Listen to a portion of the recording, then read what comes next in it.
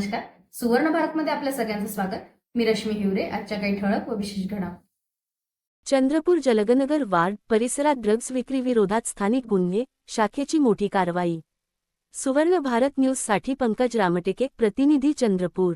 शहरातून एक मोठी आणि धाक कारवाई समोर आली आहे. जलगनगर वार्ड परिसरात ड्रग्ज विक्री विरोधात स्थानिक गुन्हे शाखेने मोठी कारवाई केली आहे. गुप्त माहितीच्या आधारे मार्च 20 रोजी रामाळा तलाव रोड परिसरात सापळा रचण्यात आला. कारवाई दरम्यान माधव नारायण मामिड, वय 36 वर्ष, याला पोलिसांनी ताब्यात घेतले.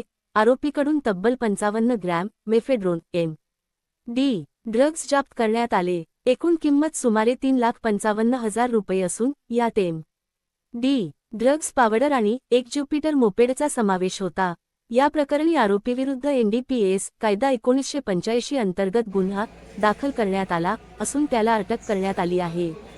कारवाई पोलीस अधीक्षक मुम्मका सुदर्शन आणि अपर पोलीस अधीक्षक ईश्वर कातकडे यांच्या मार्गदर्शनाखाली तसेच पोलीस निरीक्षक अमोल काचोरे यांच्या नेतृत्वात पार पडली.